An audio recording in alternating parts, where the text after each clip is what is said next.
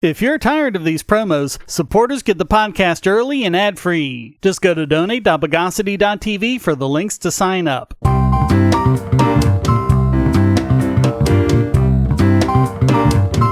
Welcome to the Bogosity podcast for the week of February 28, 2021, the podcast that invented non-stick duct tape.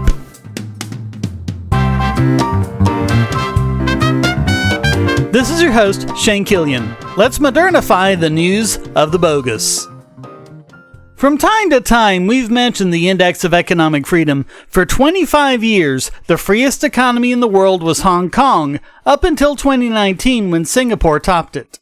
But now, Hong Kong has been dropped from the list entirely. Singapore retains the top spot for the second year in a row, but this is the first year without its main competitor. They also dropped Macau, previously ranked at number 34 with a score of 71 in the mostly free category. According to the report, quote, "The index this year measures economic freedom only in independent countries where governments exercise sovereign control of economic policies. Hong Kong and Macau are thus no longer included in the index. No doubt both Hong Kong and Macau, as special administrative regions, enjoy economic policies that in many respects offer their citizens more economic freedom than is available to the average citizen of China. But developments in recent years have demonstrated unambiguously that those policies are ultimately controlled from Beijing. As appropriate in the future, developments in Hong Kong or Macau that are relevant to economic freedom will be considered in the context of China's evaluation in the index." China remains low at number 107 on the list, and despite the inclusion of its two higher-ranking protectorates, its 2020 score still managed to drop 1.1 points to 58.4 in the mostly unfree category. A spokesstooge for the Hong Kong government said, quote, "The decision is neither warranted nor justified. It does not do justice to Hong Kong." Adding that the idea that the region's economic policies are controlled by Beijing are ill-conceived and simply not true. He claimed that the decision was because the Heritage Foundation, who compiles the list, is politically biased, but didn't say why that bias didn't stop them from ranking Hong Kong number 1 for 25 years. China has come under fire from much of the rest of the world for imposing a national security law in Hong Kong, eliminating much of the autonomy the city has enjoyed since being turned over to China from the British, who had held it since the end of the First Opium War in 1842. The crackdown came in the face of mass protests starting in June 2019, following a bill that would extradite those arrested in Hong Kong to mainland China, spurring fears that political prisoners would be disappeared by China. The June 2020 national security law suspended extradition treaties held by the UK, Canada, Australia, and New Zealand, followed by Finland and Ireland in October. The US ended its preferential trade agreement with Hong Kong in July because it could no longer distinguish Hong Kong as a separate political entity from China. Although it's pretty darn obvious all of that is about crushing dissent, Beijing insists it's necessary to restore stability. Yeah, maybe that's why they're not paying much attention to what the politicians say. Governments are really the last ones to say what a country's economic standing should be, given their propensity to lie about things like GDP and other factors. Economic freedom continues to correlate strongly with GDP per capita, economic growth, new businesses per thousand population, a significant drop in poverty, and many other benefits, including improved life expectancy, literacy, education, environmental performance, including carbon emissions, healthcare, innovation, wealth and income disparity, social progress, upward mobility, and standards of living. Here's hoping things improve in Hong Kong, and indeed in China and the rest of the world as well.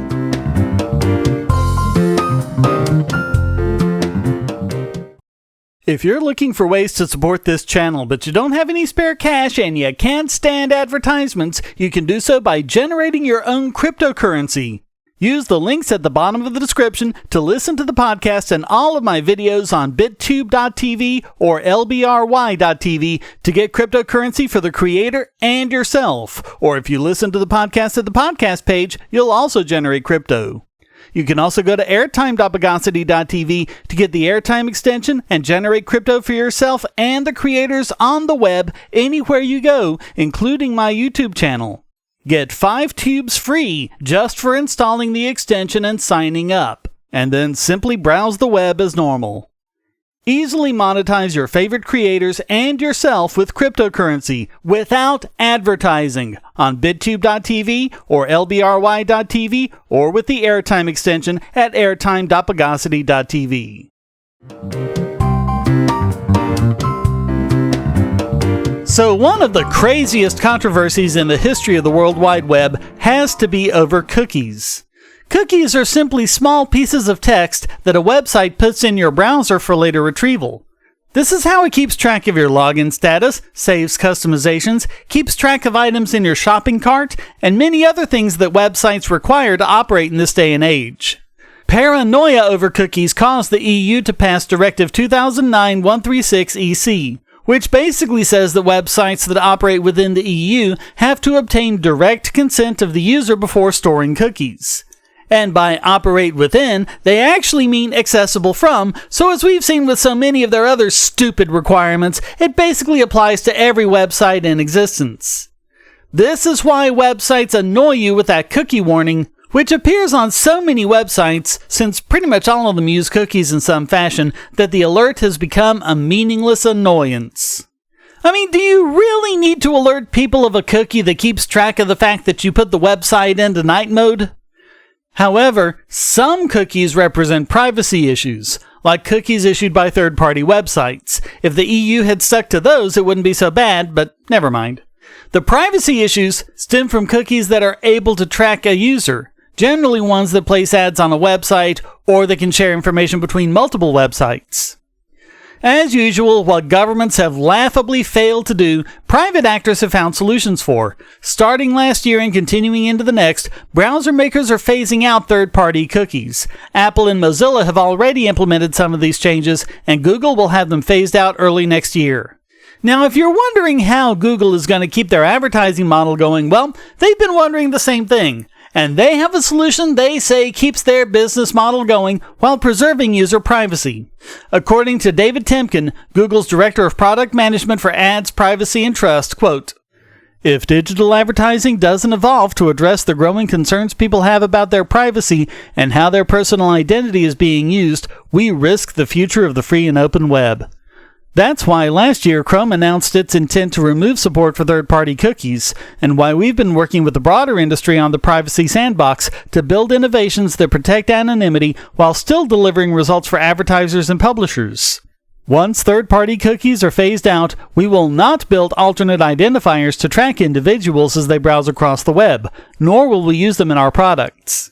Instead, our web products will be powered by privacy-preserving APIs which prevent individual tracking while still delivering results for advertisers and publishers. Their solution is known as the Federated Learning of Cohorts, or FLoC. With this standard, the data used to build the information needed by advertisers stays on the client side, and the user is assigned to a cohort shared by thousands of people with similar browsing histories. There's no way to determine who is in the cohort or to distinguish one cohort member from another, preserving privacy.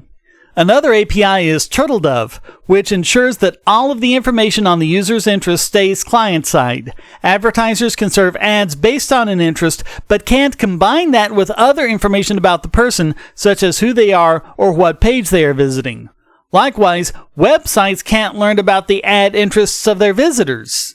Temkin wrote, "Keeping the internet open and accessible for everyone requires all of us to do more to protect privacy, and that means an end to not only third-party cookies, but also any technology used for tracking individual people as they browse the web. We remain committed to preserving a vibrant and open ecosystem where people can access a broad range of ad-supported content with confidence that their privacy and choices are respected." But not everyone's impressed. The EFF likens this to a behavioral credit score and wrote, "This will allow advertisers to attach a unique ID to each and every ad impression they serve and, potentially, to connect ad conversions with individual users. If a user interacts with multiple ads from the same advertiser around the web, these IDs can help the advertiser build a profile of the user's browsing habits. The FLoC names will likely be inscrutable to users, but could reveal incredibly sensitive information to third parties. trackers will be able to use that information however they want, including to augment their own behind-the-scenes profiles of users. Additionally, many sites currently choose to respect their users' privacy by refraining from working with third-party trackers. FLoC would rob these websites of such a choice. FLoC is the opposite of privacy-preserving technology. Today, trackers follow you around the web, skulking in the digital shadows in order to guess at what kind of person you might be. In Google's future, they will sit back, relax, and let your browser do the work for them. Every site you visit will have a good idea about what kind of person you are on first contact without having to do the work of tracking you across the web. Moreover, as your FLoC cohort will update over time, sites that can identify you in other ways will also be able to track how your browsing changes. If you visit a site for medical information, you might trust it with information about your health, but there's no reason it needs to know what your politics are. Likewise, if you visit a retail website, it shouldn't need to know whether you've recently read up on treatment for depression. FLoC erodes this separation of contexts and instead presents the same behavioral summary to everyone you interact with. Browsers like Safari and Tor have engaged in years-long wars of attrition against trackers, sacrificing large swaths of their own feature sets in order to reduce fingerprinting attack surfaces. Fingerprinting mitigation generally involves trimming away or restricting unnecessary sources of entropy, which is what FLoC is. Google should not create new fingerprinting risks until it's figured out how to deal with existing ones. It's good that the elimination of tracking features continues, but we shouldn't go replacing them with more, especially ones that are unproven and even opaque to the user.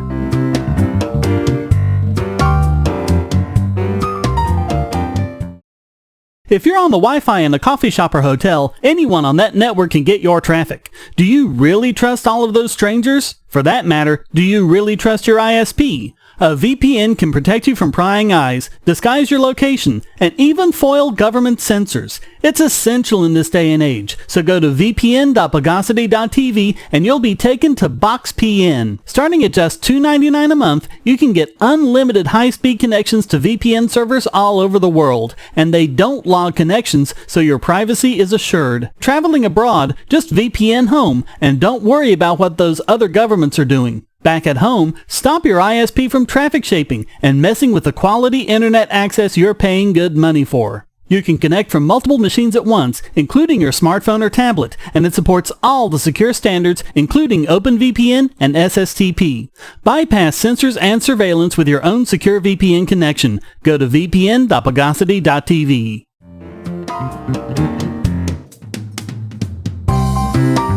We covered the misadventures the big content companies had trying to get rid of YouTube DL. Even though it's back, the YouTube ripping platform Yout decided to proactively sue the RIAA for DMCA abuse, which included the delisting of its homepage from Google. Back when the takedown of YouTube DL happened in November, we covered how the so-called rolling cipher works and how it's not even a cipher, just a number that increments. But the RIAA fired back on Yout with a motion to dismiss filled with blatant misinformation saying that, oh yes sir, Bob, it absolutely is a cipher. They also bleated, plaintiff concedes that it encounters the rolling cipher and then reads and interprets the JavaScript program and derives a signature value to access the file. Of course, that's exactly what your web browser does when you watch a YouTube video.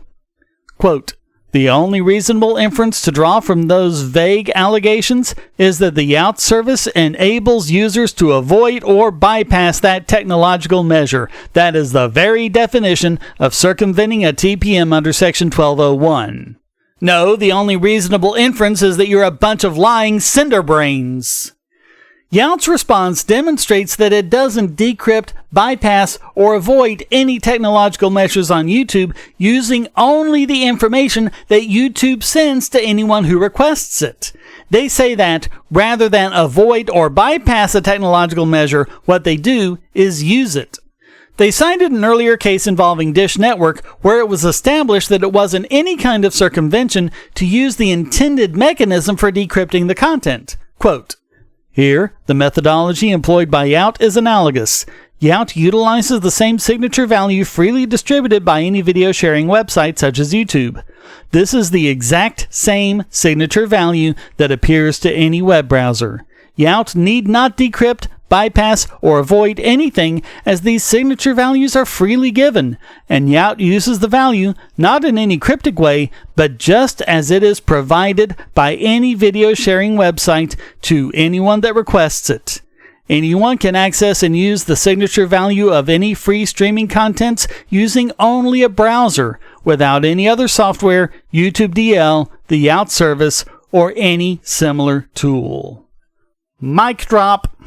They also point out that the RIAA didn't actually allege any actual infringement. Quote, to prove a violation of Section 1201, defendants' members must show not only circumvention, but that the circumvention results in access to a copyrighted work. However, nothing in the RIAA's notices references ownership of any specific copyrighted work purportedly protected by the rolling cipher.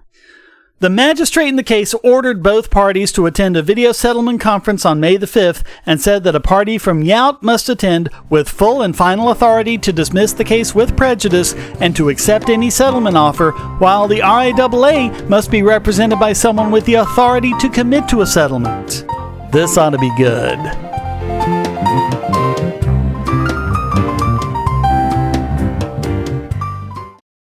Do you have children or nieces or nephews? Are you homeschooling, or just want to counter some of the socialist indoctrination most children get in school? If so, go to Bogosity.tv/TuttleTwins, and you'll be taken to a website where you can get some great books for elementary-age children. The Tuttle Twins books are books about liberty and free market economics that include children's versions of Bastiat's The Law, Leonard Read's I, Pencil, and Hayek's The Road to Serfdom, as well as books about the Federal Reserve and how regulations protect business cronies. They'll learn about the harm caused by eminent domain, or regulations passed in the name of safety, and fundamental concepts of liberty. And as you can see from the sample pages on the website, they're all easy to read and nicely illustrated. They're just $9.99 a piece, or get a special discount as well as free bonuses when you purchase all 5. You can even buy in bulk to donate to schools and local libraries. So get the Tuttle Twins books at Bogosity.tv/TuttleTwins.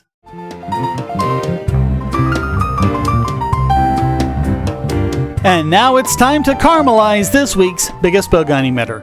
And this week it goes to ICANN, the Internet Corporation for Assigned Names and Numbers, the pseudo-governmental monopoly that's in charge of the domain name assignments on the Internet. We've talked before about Pirate Bay co-founder Peterson and how the campaign by GovCo in all its forms against his freedom of information activities has made him notorious. After breaking ties with the Pirate Bay, he's worked with domain registration service Nyala and the iPredator VPN. He's also involved with Finnish domain registrar Sarek, who targets technology enthusiasts and fair internet activists, featuring low prices for domain registrations. Sarek offers 2-letter domains from all over the world, which it can do because those are placed under the authority of the governments of the country whose codes they represent. But to offer other domains, such as .com and .org, or any other domain with more than 2 letters, they need to be accredited by ICANN. So back in 2019, Sarek started the accreditation process. After being made to wait all this time, the application was denied. Sundi took his frustration to Twitter, quote, "The nonprofit organization ICANN that controls the central backbone of the internet, the root servers, and has a monopoly on letting registrars, think GoDaddy, resell .com, .net, .org, etc. domains, denied my application to become a registrar. They're famous for being a bureaucratic nightmare to deal with. I have for decades worked against a centralized structure, publicly voiced my concern about these structures from DNS to social media. We've emailed a lot regarding the terms of service that I proposed for my organization. We've made the changes in coordinates with them and a local lawyer to make the TOS fit with local regulation and ICANN requirements." As part of the accreditation process, applicants need to check a box if they've been convicted for fraud or something similar. Sundi hasn't, so he didn't check the box. As Sundi explains, "No one in the team has been convicted of that, nor murder, manslaughter, theft, breaking and entering, or anything else. I was involved in a case of aiding with copyright infringement from 2005 to 2006.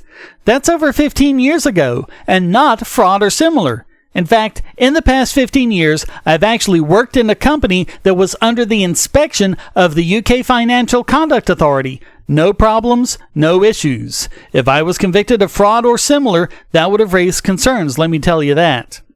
However, ICANN is of another opinion. After spending over half a year to review the application with a bi-weekly email stating that the delay is normal, nothing to be concerned about, they decided to deny the application since the wrong box was ticked.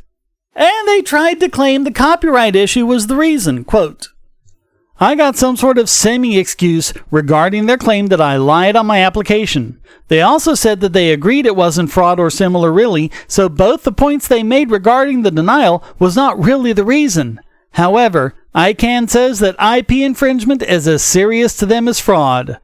Fraud that happened 10 years ago is not as serious as potentially aiding with IP infringements that happened 15 years ago. Because turns out I'm actually banned from doing business with ICANN. They got to the consensus within the group, which is not transparent whom they are, that they do not feel comfortable doing business with me. I am welcome to join as a participant from the general public, however, aka a person that they can ignore. But 4 years of perfect history and a great reputation in their own industry, the awards I've been given, the investments from reputable people into the projects I've started, the UKSE financial authorities approving of me, none of these things matter to ICANN.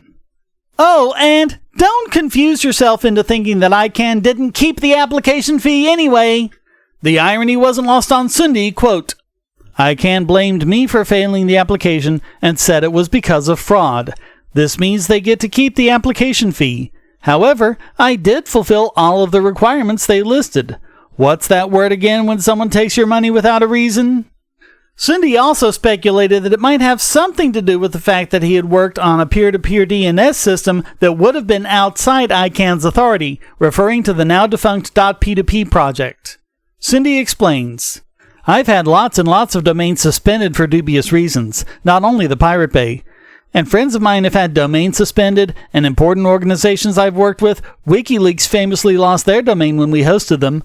So for me, it's been of utmost importance to become a member of the club here. ICANN is a monopoly. They hang out with their friends in their trusted circles. So of course, I should be allowed to join. I have fulfilled all of their criteria, and worked in good faith with them. Instead, they're saying I'm a liar, and also not welcome. They ended their denial with saying that they also reserve the right to deny anyone for any reason and they don't have to disclose it. This is the monopoly I've been upset about for decades, and they just proved it again.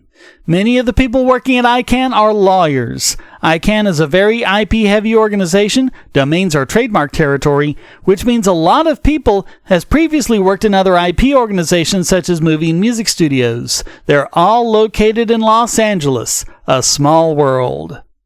And it really amounts to nothing more than a deplatforming. Quote, today, ICANN basically admitted that they don't like me. They've banned me for nothing else than my political views. This is typical discrimination. Considering I have no one to appeal to except them, it's concerning, since they control the actual fucking center of the internet. They said it outright in the phone call. It's me they don't feel comfortable with. They said they take intellectual property rights so seriously that I can't join. Now, if you're wondering why this story is also one-sided, why I'm just presenting Sunday's side and not ICANN's, it's because ICANN, despite requests from a lot of different corners, have refused to comment. ICANN requires accreditation to prevent abuse and illegal use of domain names. But who is there to prevent abuse of domain accreditation? Who watches the watchman? So all of that makes ICANN this week's biggest Bogon emitter.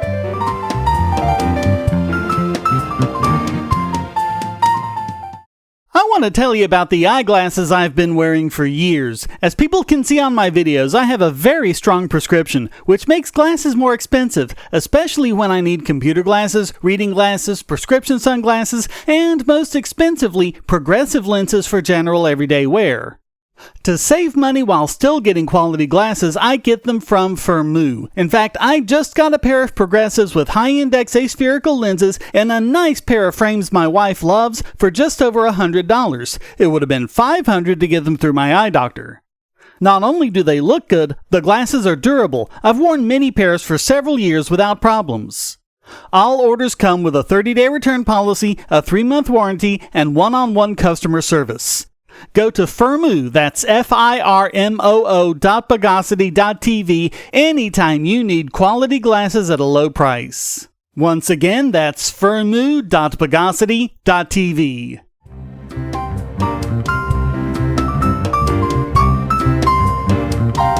And now let's recodify this week's Idiot Extraordinaire. And this week, it goes to Democrats in the U.S. House of Representatives for yet more fascistic corporatist bailouts to big businesses and governments in the guise of a COVID stimulus package. The House has passed, strictly along party lines, the American Rescue Plan Act of 2021, and with a name like that, you know it's terrible. I swear, if they ever pass the Cute Puppies and Rainbows Act, it'll be time to run for the hills. The total spending for the bill is over $1.9 trillion, which is over $5,700 for every man, woman, and child in the country. Keep that in mind. In the bill is a $350 billion bailout for the states, tribal governments, territories, and over 30,000 cities and counties. But you wouldn't know that unless, like OpenTheBooks.com, you have auditors who can go line by line through a supplemental database hidden on the back end of the House's website. Originally, it was going to be based on population, but the Democrats changed it to be based on unemployment data, which means that the biggest winners were Democratic states. California, which gained $6.7 billion over what they were originally allocated, New York with an extra $6 billion, Illinois $2.1 billion, and New Jersey $2 billion. All total, California got the most money with $42.3 billion. The biggest losers were Florida, Vermont, and Wyoming. And overall, the poorest states get the shaft, while the richest states reap the biggest rewards. As usual. Governor Andrew Cuomo of New York was rewarded with $23.5 billion over Ron DeSantis in Florida with $17.3 billion, despite the fact that Florida has both a larger population and fewer COVID deaths. Rewarding failure, again as usual. All that's not even getting into cities and towns, with rich ones like Beverly Hills and the Hamptons making out like bandits. Rich towns like Atherton, California, the wealthiest city in America, and high-end vacation spots like Martha's Vineyard reap the biggest rewards. Check out the map on OpenTheBooks.com and the Forbes link in the show notes and see how your hometown did. Basically, if you're in a poor town or in a town not run by Democrats, you didn't do well. Mine got zip. The same is true of counties. It was the rich Democrat counties like Los Angeles County, California, and Cook County, Illinois, that got the biggest bucks in so-called COVID relief. The biggest losers are the American people. After Donald Trump asked for $2,000 payments to the people before he left office, House Democrats lowered that to $1,400, and now that only applies to eligible individuals. So you'll get $1,400, maybe, whereas again, this bill represents $5,700 for each and every one of us. Money we will have to pay, with inflation if not with taxes. Money printer go brr, and your life go down the tubes as government takes even more of your wealth than what you'll have to pay on April 15th. So all of that makes House Democrats this week's Idiot Extraordinaire.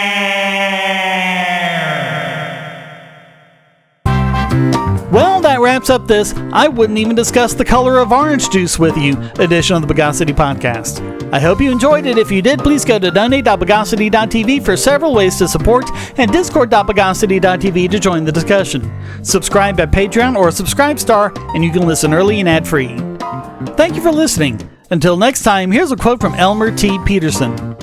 A democracy can only exist until the majority discovers it can vote itself largess out of the public treasury. After that, the majority always votes for the candidate promising the most benefits, with the result the democracy collapses because of the loose fiscal policy ensuing, always to be followed by a dictatorship, then a monarchy. The Bogosity podcast is licensed under Creative Commons Attribution Non-Commercial No Derivatives 4.0 International License.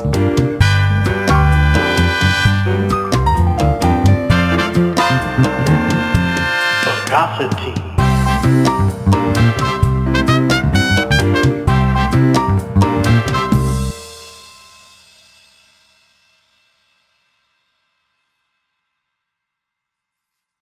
We live in a world where light bulbs connect to the internet, and recent attacks on them prove that your online security is under threat like never before. Not only your websites, but the internet-enabled devices you buy.